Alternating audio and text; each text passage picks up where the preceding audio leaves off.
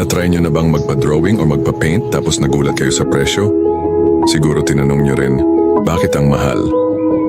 Pero kung iisipin mo, hindi lang lapis, tinta, pintura o papel ang binabayaran mo dito. Ang binabayaran mo ay oras, effort, at mismong talento ng artist. Isipin mo ganito.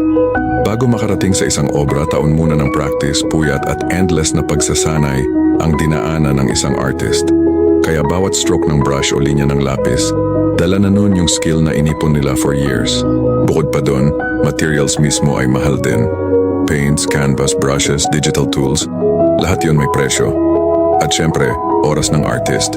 Kung ilang araw o linggo ang ginugol niya para lang gawin yung request mo, parang trabaho din yon na dapat may tamang bayad.